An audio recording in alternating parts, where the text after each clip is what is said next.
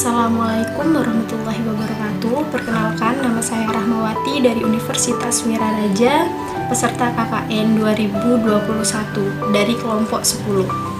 Di sini saya akan membahas tentang sadar lingkungan, kebersihan lingkungan, dan dampak dari pencemaran lingkungan sekitar.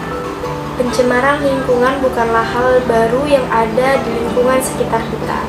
Sudah banyak kasus yang terjadi dan dampak pada kerugian besar bagi makhluk hidup, khususnya manusia.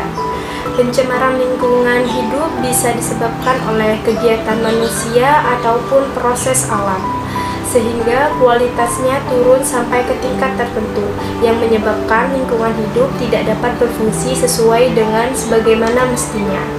Pada umumnya, pencemaran lingkungan di sini disebabkan oleh kegiatan manusia dalam pemenuhan kebutuhan hidupnya.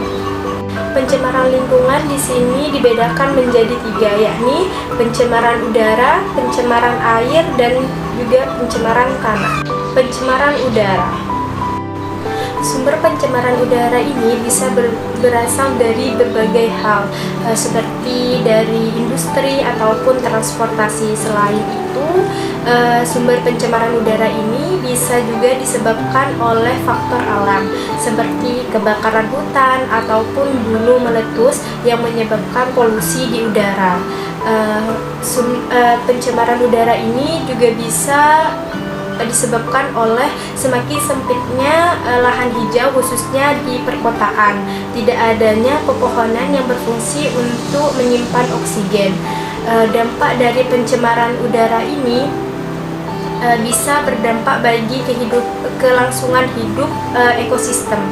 Nah, pencegahan untuk pencemaran udara ini kita bisa melakukan reboisasi untuk mengurangi kadar karbon dioksida di udara, juga membuat jalur hijau dengan berupa penanaman pohon di perkotaan, serta lokasi pabrik sebaiknya jauh dari pemukiman penduduk.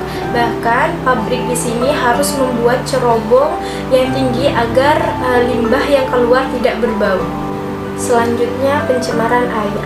Pencemaran air merupakan peristiwa masuknya zat atau komponen ke dalam perairan. Dampaknya di sini bisa membuat air tercemar dan juga kualitas air menurun. Sumber dari pencemaran air ini bisa terjadi dari limbah industri, limbah rumah tangga, bahkan dari limbah pertanian.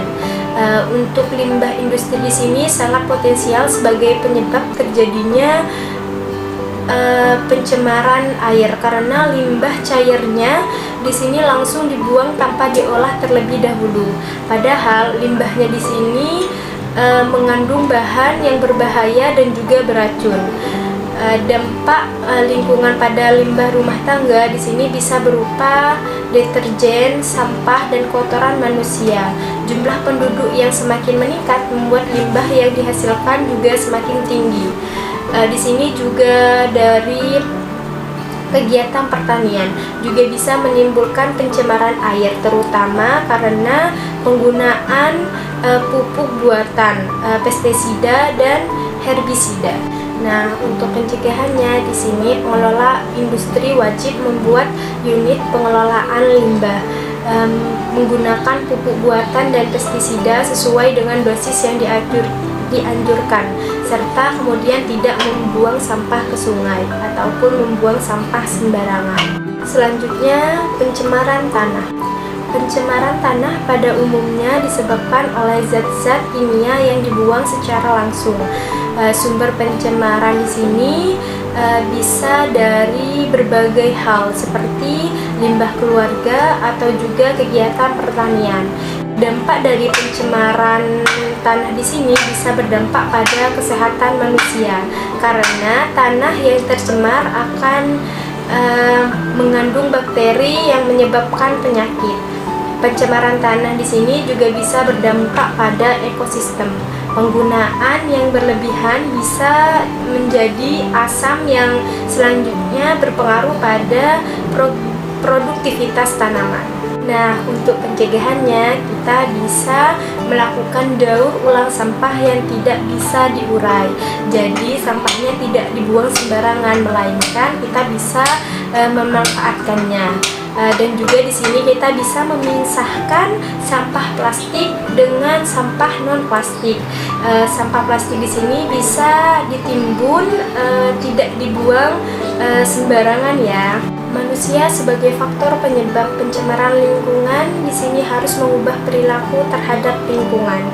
Manusia harus menjaga dan melestarikan lingkungan, bukan malah merusaknya. Karena pencemaran lingkungan di sini bisa menjadi permasalahan yang dapat mengganggu aktivitas makhluk hidup. Nah, yang lebih penting lagi adalah perlunya kesadaran dalam diri kita, karena semua upaya yang dilakukan untuk mengurangi pencemaran lingkungan tidak akan berjalan lancar tanpa adanya kesadaran diri terhadap kelangsungan lingkungan yang merupakan sumber kehidupan bagi semua makhluk hidup. Terima kasih.